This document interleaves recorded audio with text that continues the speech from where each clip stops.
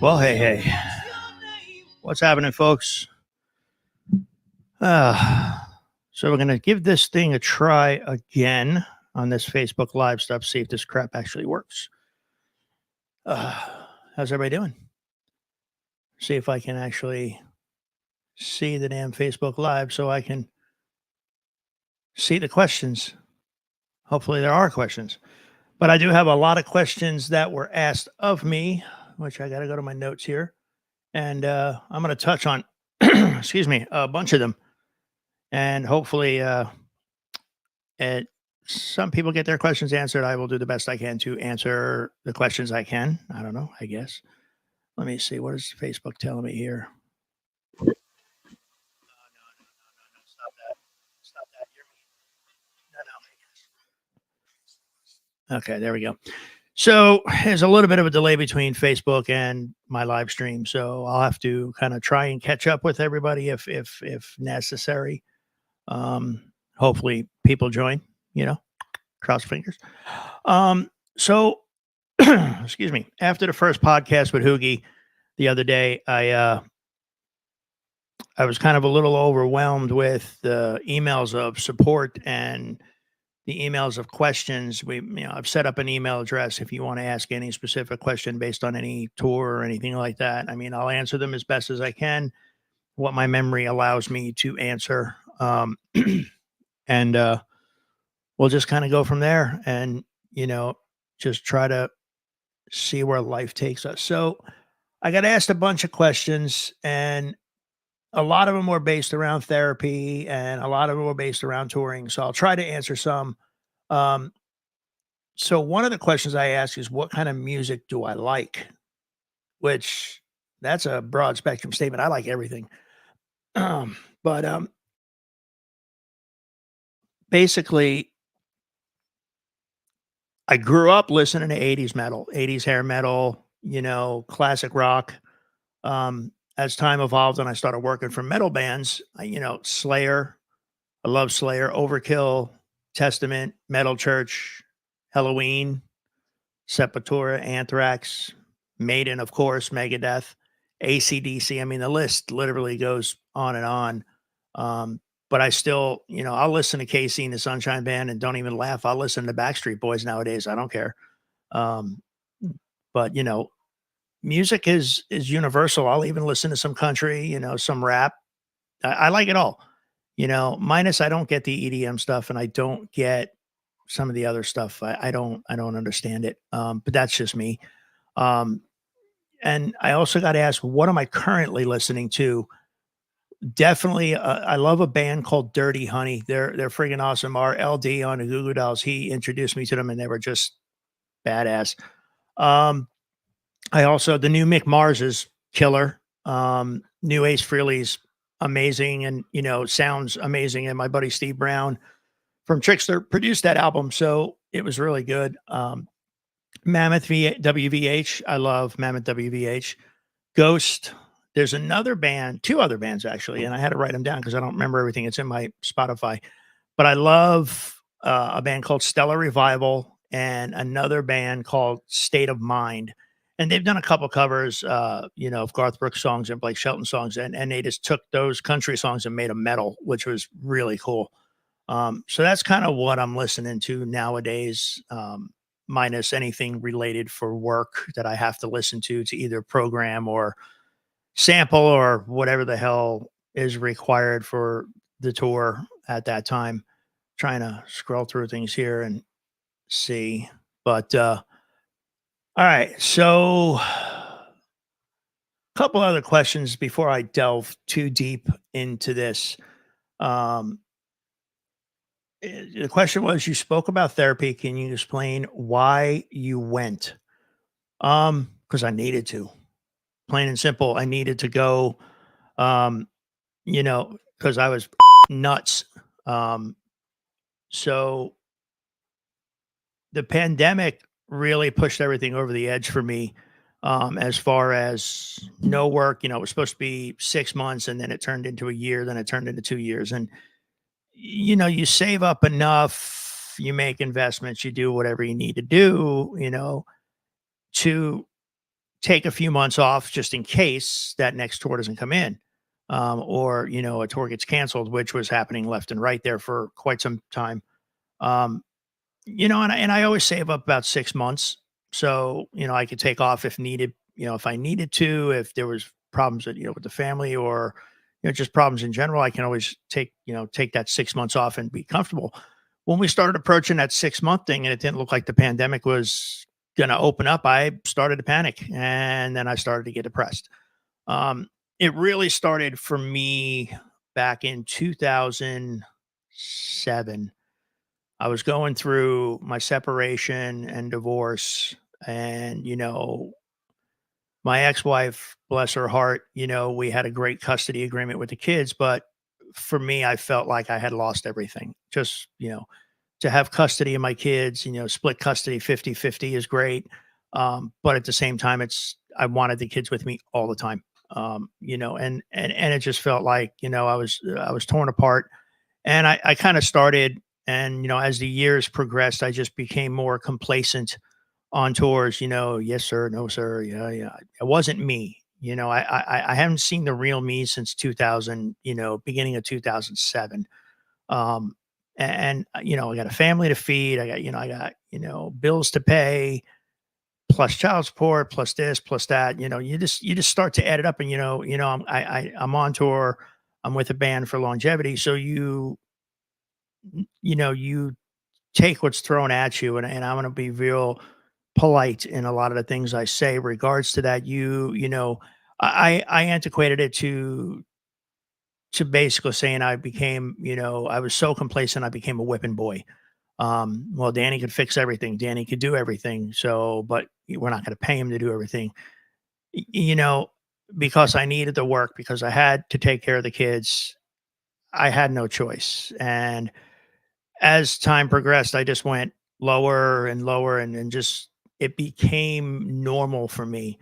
Um, and dealing with other things in my life. But then, fast forward, 2007 to 2020, pandemic hit. It opened up all the old salt in the wounds, and it opened up the issues that I was dealing with, and it just made it worse. As this podcast progresses, and it depends on the guests that I have, and I do have a very nice list of guests coming up, but it I'll get into more things, suicide prevention and all that stuff like that, because you go down a dark rabbit hole. So to get back to the actual question, why I went to therapy because there was no person in my life that wasn't going to be, and I don't know what other word to use, and someone correct me if I need to be corrected, but there's no person in my life that wasn't going to either be judgmental or have their opinion on what I should have done. So in talking with my buddy Andrew Crow, he kind of knew a lot of stuff was going on with me because we toured together, and he saw it. Another person that was very pivotal in pushing me over the edge to actually see therapy was my brother PJ. Now PJ is the bass player for Trickster, Fozzy, and stuff. And by the way, when I say brother, uncle, sister, aunt, all that stuff, it's not. Is a tattoo on my hand that says family is not just blood. Where I come from, he is my brother. That person is my sister, because we grew up together. We're still friends 40 years later, and that's family to me. It's not always just blood, you know, and so I call him my brother regardless. I don't say friend. So anyway, so we were both in LA at the same time doing two totally different things, and we hit each other up, and we went and met at the Rainbow and had dinner, which I love the Rainbow's food.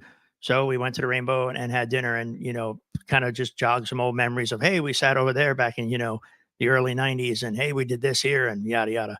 So I kind of opened up to him because he's the one of the two people in my entire life, well, actually three, one of the three people in my entire life that I can tell everything to, and they're gonna give it to me honestly. My other buddy Chris Farinas, who and him and I again, me, him, and PJ have been friends since we were in middle school, high school, early high school, end of middle school. Um, so we talked. I told him everything, and told him I was thinking about therapy, and he told me to go and said it would be smart, you know. So going to a therapist was scary because I was raised, you don't do those things. You don't speak about your feelings. You don't put yourself out there. Excuse me, I have to cough. You don't put your feelings out there. You know, as a man, you have to be strong. You have to be the provider. You can't show emotion. That's not who I am anymore. And I'm okay with it being freaking over half a century old, raising my children. And I'm okay with just being me and being real. Um, so I went to the therapist, went through one therapist because I think they were crazier than I was. Then finally landed on my current therapist, who I've literally been with since the pandemic now. She's been absolutely amazing. She listens, she doesn't judge me. She offers me opinions, but not her opinion because she'll give me one or two opinions on a I guess a bipartisan level. She'll just tell me factuals, and tell me how to cope with things and tell me how to deal with things. You know, she had in one of the last times I talked to her, which was like a week ago, we were talking about when I come home from tour and what I like to do. What I like to do is be left alone. I hate, and this part sucks, but I hate the phone. I literally get anxiety talking on the phone unless it's business. If I'm talking business, I'm okay. If I'm talking to a tour mate that I'm on tour with, I'm okay. But when I come home, because I've advanced so many shows, I live on the damn phone. And I come home, I put the phone down in another room. I don't even look at the damn thing, you know? And me doing this podcast, I got to do all the social media crap now, which I'm learning, it's a huge learning curve. And but some of it I can do from my phone, and I do, but I put it down and I leave it in the other room. So when I come home, I just want to be left alone to kind of get my feet wet again at home because I don't want to screw up the house routine. Because if I do, I'll get in trouble. And I don't want to screw up the house routine. But so she offers me those things to help me understand and help me cope with things. Um, I'm okay with saying I have anxiety with things because I think everybody has some type of anxiety with stuff. And it's how you handle it and it's how you come out of it are the ways you really have to look at things. Um, so it's going to a therapist for me was a relief because here's somebody I didn't know who's going to listen to my craziness and talk me through it.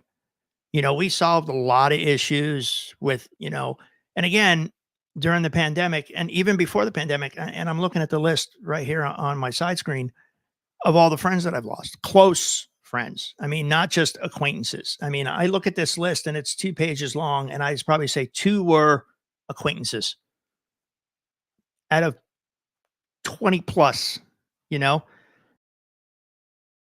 So looking at that, you start to wonder.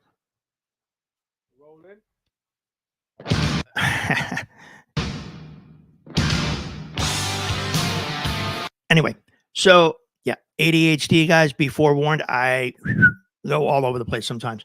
But anyway, so I forgot where I was at. But yeah, so that's what made me go to therapist. My brother and my other brother from another mother, because I needed it. And it has been wonderful. Now, there's some days I want to strangle my therapist, but I walk out of there feeling better. I walk out of there with a way to handle certain situations. Before I used to just open my mouth and whatever flew out, gets you in a lot of trouble. So what therapy's basically done for me is brought me back to pre 2007. I'm back to the person I was, no filter, real, And when I say real, it's just I always get asked by an artist I work for to, they'll always when they first meet you, be talking about something, you be talking back here, and they go, "Let me ask you a question." And I look at them dead in the face and go, "Stop.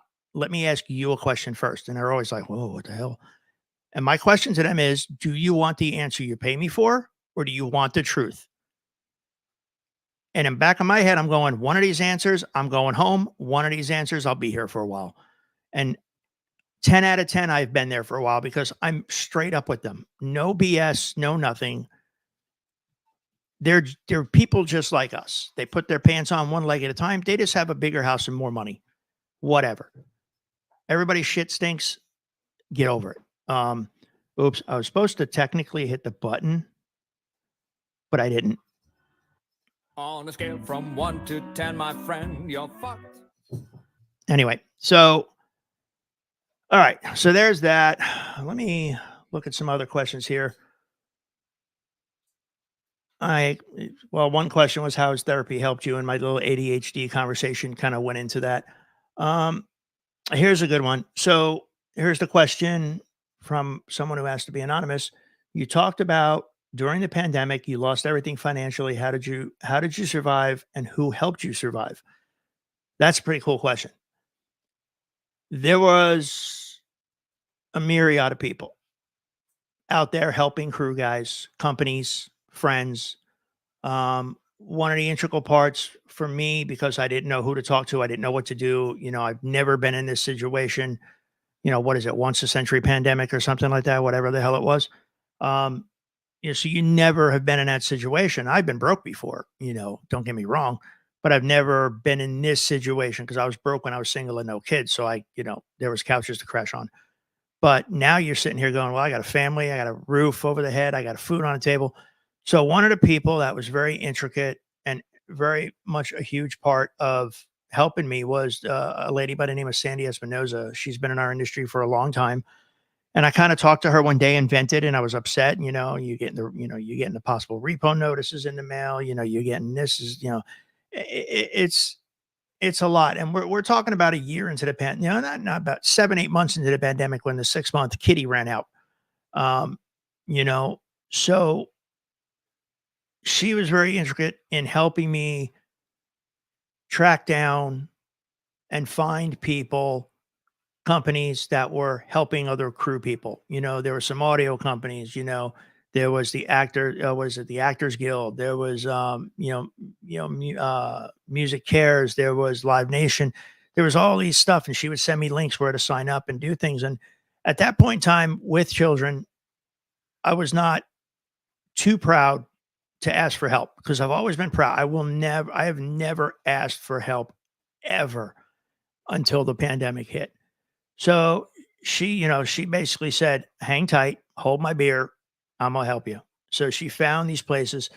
She also had a foundation that, she was able to help with, money for Christmas and money for Thanksgiving. And I am beyond grateful to her, for all she's done. And, then she told me about Music Cares. And then, I had no health insurance because we're in the music industry and we don't really have a union and we don't have health insurance. Pardon me, I got to take a drink. And so I got hooked up through my buddy, Keith Hoagland, who his wife, Colleen Hoagland, works with Music Health Alliance. Reached out, talked to Keith, told him what was going on because I had the health issues. He had me reach out to Colleen. Colleen and Sheila Biddy over at Music Health Alliance, bless their hearts, they got me insurance. Thank God. But that was after the first illness. So the first illness, I had no insurance. So, I had health insurance, which was great. They helped me out. Live Nation helped out a whole lot of crew people. And, they gave us $1,000, which I thought was very nice. The band I was working for at the time did a t-shirt and the core crew got, 1,000, whatever. They got a couple bucks. So there were people out there helping. It's just, you get so piled on because, well, when you have a house and a car and, food and bills, $1,000 to a lot of people is amazing money. But when you're trying to feed a family and you're trying to keep a roof over the head and, a car payment made, insurance payments, you need more than that, unfortunately, so survival, was good. I actually cashed in a bunch of my Dogecoin that my son turned me on to, which, excuse me, helped a lot. And then, as it went on, like I said, there were a bunch of different organizations, some here in Nashville, some in LA. the Actors Fund, and all this stuff. Because the Actors Fund isn't just for actors; it's for people in the entertainment industry. And Sandy facilitated all of that stuff, which was, I didn't know where to go. I didn't know who to contact, so she sent me links, set me up. So we were good there.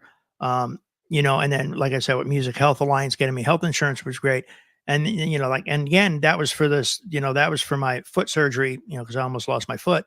That covered that, which was great. But there was an illness prior. So what happened was about, a month or two into, the foot surgery, I started getting bills in the mail. And then I started getting bill collectors calling every day, sometimes 2, 3 times a day. And again, I was stressed out. So I emailed Colleen and Sheila and said, "Hey guys, what can I do? I've got, 5 digits of numbers here worth of bills. I don't know what to do." So they had me itemize all my bills, scan them, and I sent them to them. And then maybe like a week or two later, I got an email that floored me and made me cry. Was that they went to Music Cares, and Music Cares paid all my bills. And that was huge, to have that happen. Number one, because you don't think it happens to guys like me. Well, I come to find out it happens to a lot of guys like me in the music industry. They took care of my buddy Glenn Kaufman. They took care of a few other friends who had to have major surgeries. So we just did the Music Cares event in LA with Bon Jovi. He was honored as Person of the Year, and we did that.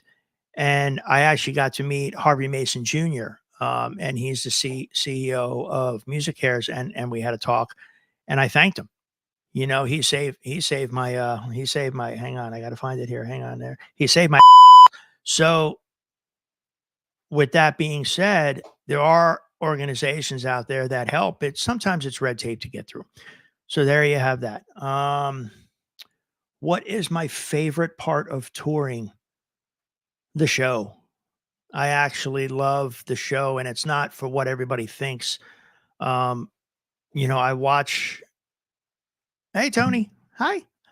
I watch. What I like to watch about the show is I could do my job with a blindfold on. Once the routine is set, I can. It's all muscle memory. But what I love about the show is to watch people who are enjoying themselves. These people who come to shows spend a lot of money for tickets. They spend money on parking. They spend money on merch, probably babysitters. They take each other out to dinner for that night. It's a few $100 night. And then they come into the venue to watch a show, and I like the ones where they bring their kids because, then you get to see the kids enjoying themselves. And I always love to go and give guitar picks to the kids and stuff like that. But these people come to the show to get away from the outside of the doors of the craziness of our world right now. They want to just get lost and feel and enjoy the music and the splendor of the lights and the pyro if you have it. So to watch those people. So my job is to give them, with the guitar player or whoever I'm working for in the band, a good show. To give them, you know, what the heck? Oh, to give, to make sure that my artist has a flawless show so they can have a wonderful night, you know, and to watch people dance and to sing and then know every word to every song. But what's even way cooler was to watch the kids doing that and enjoying themselves, knowing that this is the highlight of maybe their week, maybe their month, maybe their year. Who knows? I saw it a lot on Trans Siberian Orchestra when we were out. I was watching these kids, man. I was just elated seeing these kids going, wow, the pyro and the lights and the moving stuff and to see the wonderment on a child's face when they're watching something you helped put together. It's effing priceless. And that's my favorite part of the show, minus taking a shower and going to bed. So that's my favorite part of touring. I guess that's what's my favorite part of the show. That's load out, get out. What do I do to relax on a day off? Sleep. I'll lay in bed. I hook my Roku up to the TV and get the Wi-Fi going, and I'll got my Apple TV on there. I got my Netflix. I got everything. So I just basically sit and watch movies or old classic TV shows. I love Carol Burnett, MASH, Abbott and Costello movies, Dean Martin and Jerry Lewis movies. I'll watch them all day long.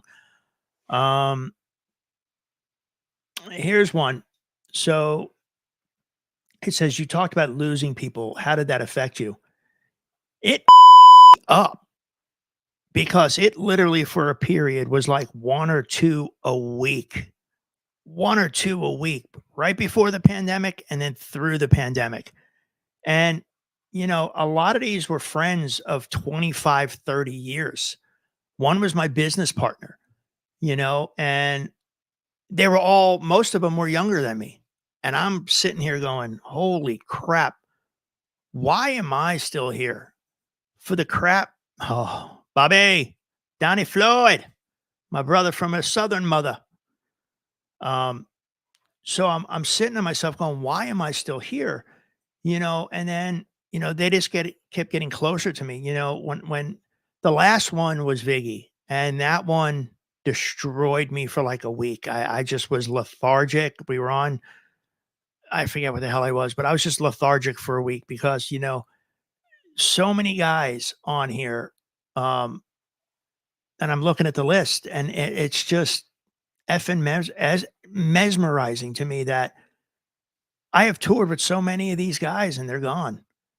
And some naturally, some unnaturally. Let's just be honest. And that hurts. And it messed me up. It truly, truly messed me up on tour to, to get the call. I was one in particular, actually two, because it happened twice with the same crew. My buddy Jimmy Johnson, who was guitar tech for Tommy Shaw for Styx for years. He was Alex Lifeson's tech and a bunch of other people. I get a text about 30 minutes before we're supposed to go on stage. I'm in Guitar World and I just happen to look down my phone. There's a text telling me Jimmy passed away.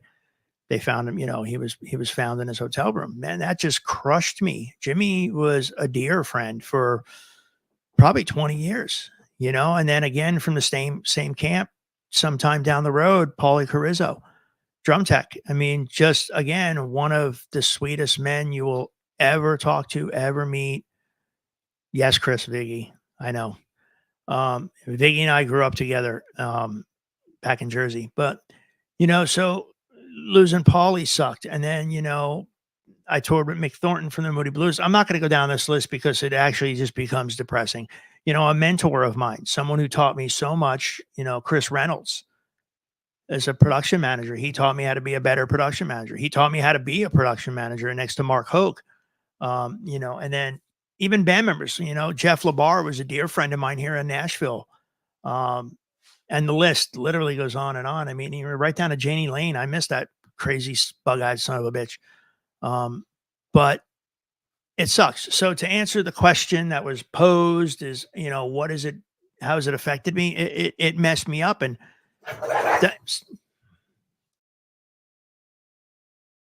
sorry, I had to yell at the dogs because they're fighting over a bone, rubber bone. Anyway, thank God for therapy, because when someone dies, I call my therapist. And I always have the same question. By the way, if anybody is in here and wants to ask a question, please feel free, because I'm running out of crap here, people. You got to work with me sometimes. All right. So anytime someone dies, I call my therapist. I spent an hour and a half on the phone with my therapist, and I got her cell phone number. So I just text her and say, I need to talk, and she'll tell me if she's available. I spent an hour and a half on the phone with her about Viggy. Todd Confessori, Larry Malero, the Dave Scaff. This list freaking goes on, man. Franz Stuber, goddamn. Even just so many guys that either I've toured with or have known for 20 plus years or, not here. So I question why am I still here? Because I did enough booze and pills to scare people, to scare the devil himself. I was popping pills for a while there, like a Pez dispenser. And 94 was the last time I, did anything. Actually, my bachelor party was the last time I got really effed up. And I haven't done pills since then, but, alcohol, I fell off the wagon in minor couple day spurts, when I was going through my divorce, but it's you go through these losses because they're not just my losses, they're everybody's losses to our industry. Some of these guys, I look at this list and go, Jesus Christ, man, I know who everybody here has toured with. And I know it's 6 degrees of separation. I can tell you how many guys I know because of these guys. Thanks, Bobby. Bobby, we still need to talk at some point in time about something. But anyway, oh, sorry, wrong Bobby. I apologize. I didn't see that my screen is being blocked, so I can't see part of the name.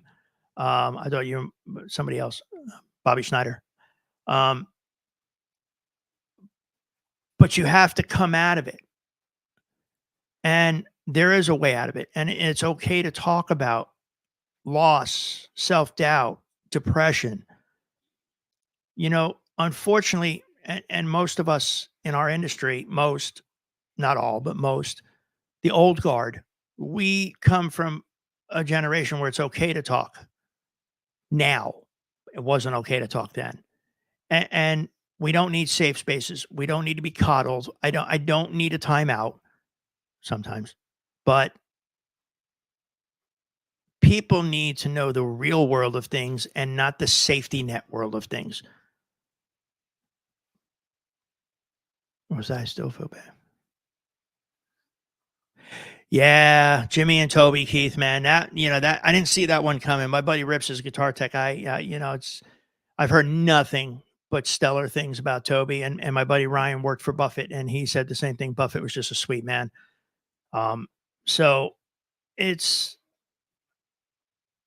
but for you to be, no, I agree. I've got tons of musicians that are my friends, and we're getting up there. Let's just be real. I've passed I've passed the 50 mark substantially. So and I'm lucky to still be here. But going back to it, you have to be able to pull yourself out of it. So, and a lot of talk with my therapist, and even one day she looked at me and she goes, she's a good reason I started this podcast, because I told her I wanted to help people, because I told her people needed to hear the real world of things and not this super coddling crap and safe space crap. And I'm not going to be that person to do that, and to make people, I'm not here to make you uncomfortable. I'm here to let you be who you are and talk about things, and to vent if you need to vent, cry if you need to cry. I'm the guy who cries at my TikToks because I'm on like dog talk and I'm on like cooking talk and something else talk. But I always watch the adoption videos. I watch, the people who rescue the dogs and what they've gone from, how bad they were, to how happy they are being adopted by a good family. And I love, we're empty nesters now. So my kids are gone. So all I have is my dogs, and I love my dogs more than anything. So what is that doing that? Okay. Yeah. So I'll cry, and I'm okay with admitting it because I don't care what you think of me. I've made my bones in this industry for 40 years. My resume speaks for itself. People who have toured with me know who I am and what I'm about. So I'm not worried about being emasculated. There was the word. Let's see. Tony, how many friends have you met out touring from the beginning and stayed friends with all these years? A lot. A whole crap load. And unfortunately on this list, some of them have passed. Todd Confessori, Viggy, Vinny Kowalski. I mean, I can literally go down this list, unfortunately. And my buddy Richie Barron, eat a bag of dicks. It's unfortunately it's passed on. But yes, I mean, especially friends, Tony, you've known me since you were 18 years old, coming to Trickster shows. PJ and I have been friends to this day. I mean, he's my son's godfather. He was the best man at both my weddings. He's always been there for me no matter what, and will always be there. And I'll be there for him and his family. And that's that. I can't speak of mentality of other parts of the country, but I can speak of the mentality of us Jersey folk and New York folk, is that's how it is. We're loyal. So I've met a lot of friends that I've kept in touch with. Hell, the first real tour I ever did with Modern English, God, and I was young. I'm still friends with the LD from that tour, Joe Lonke. My buddy Brian was the monitor engineer. We're still friends to this day. And it's loyalty is what matters to me. I'm a very loyal friend and I'm a very loyal employee when I don't like that word, but I am a very loyal employee when I need to be. Or let me, what is it? Subcontractor. I'm a very loyal subcontractor. Hang on. Okay. Anyway, I should play interlude music when I do that. What's this one? I can change my voice. So anyway, back to what I was saying. I just want to help people, and I don't know any other way to do it, and to kind of get people to understand. If I got to beat it into your head with a tack hammer, I will. But that doesn't solve anything anyway. I still my friend to the end, and I'm still 18. Yeah, you are. Did I work? No, or work with Scott while on STB? No, I did not. But my buddy Colin did, and I heard nothing but wonderful things about Scott over the years. Excuse me. God, I don't know what's going on. I get dry mouthy real easy. How many tours have you production managed? A whole bunch, but most of it's been with female artists as PM. Cyndi Lauper, Estefan, Janet Jackson. I guess I gravitate towards the female artists because they actually care about their budget and listen to me. No, I don't know. What else here? What else? I got questions for days. I'm just trying to sort through them. There's some I don't want to answer right now because they're part of upcoming episodes of the podcast. How long have I been with Bon Jovi? I started in 2022, but I've known most of them probably most of my life. So yeah, there you have that. What is this? What is that? Stop that. I don't want to hear that. Bad, bad, bad. Hang on. I don't know why it's doing that. Okay, there we go. Anyway. Oh, wait a minute.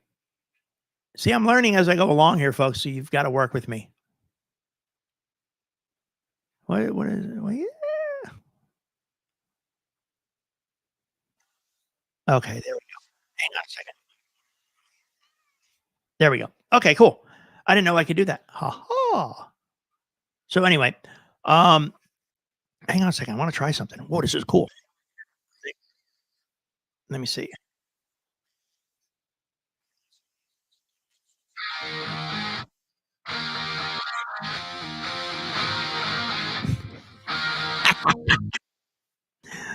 Anyway, all right. So I apologize. I'm like a child with new toys. So any other questions here, folks? Got to work on me. I had the opportunity to meet with him in a capacity of my job. Even still, he was a good guy. Okay, for sure. I always love a good story, man. All right. Come on, folks. Give me some questions here because I'm running out of things to say, which I'm going to have to end the stream soon because I got to feed the dogs. Got to feed the dogs. We're having work done on the house. So it's like I got rooms being painted, guest room being redone because my daughter moved out and had to change the carpet and repaint the room and all that stuff like that. So all over the board. Oh, I got a private message here. My guitars. Ah, yes. Well, it's my basses. I have a couple guitars. I don't really have guitars. I'm not a guitar player. But let's see. So the white one, let me see if I can do this. This is pretty cool.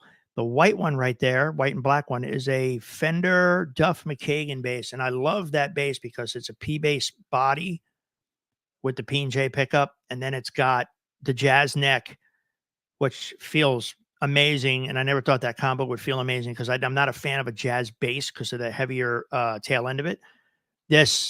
And it sounds amazing through my amps and through the Fractal. The one next to it, where is that? Okay, so that purple one right there is actually a Steve Brown SBS model.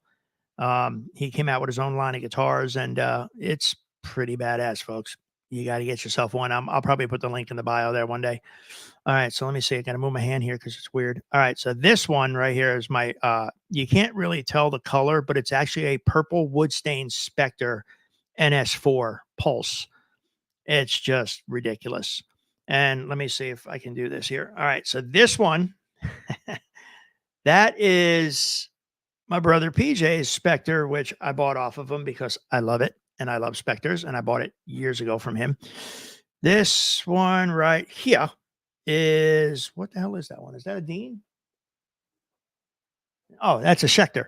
Sorry, that's the Schecter Michael Anthony bass, and I love it. It sounds great. And then the black one next to it right there is another Schecter. The red one is a Fender P bass.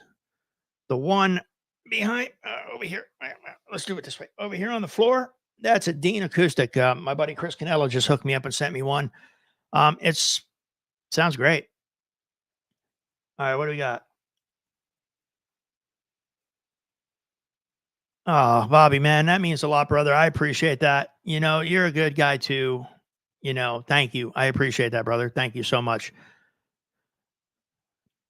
You don't get nowhere being an I'm a good guy, but I'm an asshole, and it works out to my behalf. The band you never want to work for again. Derek, you know I can't say that on here, man. But you know, and it's not who you think. Which bass? Oh, you still got that one bass I gave you, Donnie? I think it was the Music Man, right?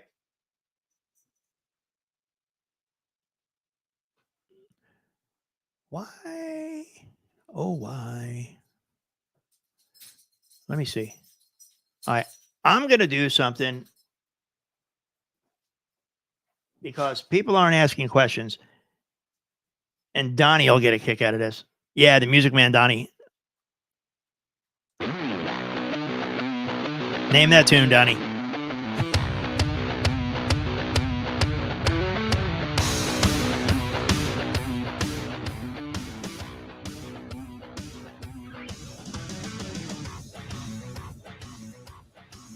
All right. Anyway.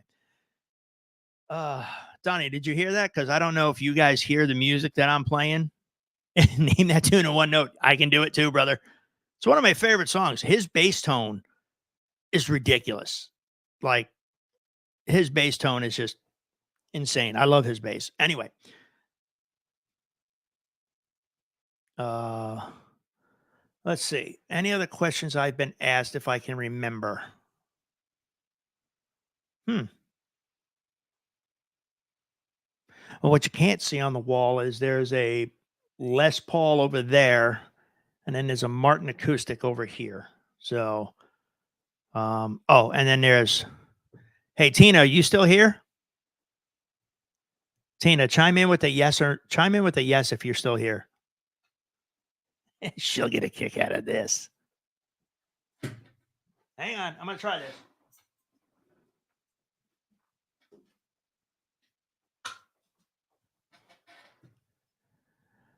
And that's a Takamine that I'm actually doing some modeling in this fractal, but it's somebody's Takamine. It's not the one, but it's a Takamine. Hi, Darby Doo. What are you doing, Mama? He's my baby. It's my gunner. It's my dogs. I don't close the door. My dogs can do whatever the hell they want in my house. Anyway, so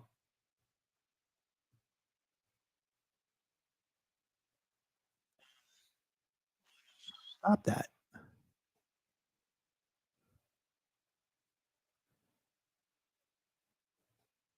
Holy shnikes. My brain does not want to work. All right, come on. Somebody ask me something. I'm losing pace here. Jesus Christ, I totally forgot that Bobby Clark and I went to Winter Ridgefield High School together. Wow. That's 40 plus years ago. What else do I got here? Oh yeah, this is always a favorite. But we can always get into the cool stuff.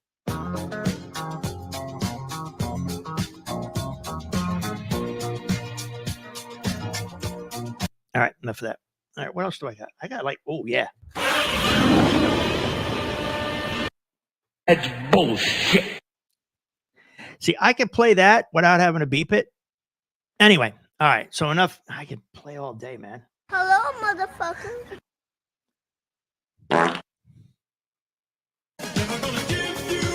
This is now stuck in your head. You're welcome. Anyway, All right, folks. I am going to get going. I got to feed the mutts, and they got to go outside and go potty. So next week, I think it's Tuesday. Yeah, Tuesday, 7 p.m. I got Fred, Nikki Six's Base Tech is going to be on. Should be fun. I got to figure out. I got no better way to do a camera position around here. I'm sorry, guys. This is the only way I can do it. So next Tuesday, get your questions ready for Fred. I got a whole slew for him. Fred's such a sweet man, such a good guy. All right, everybody. I hope you're well. Hope you're doing good. I'll play one out here.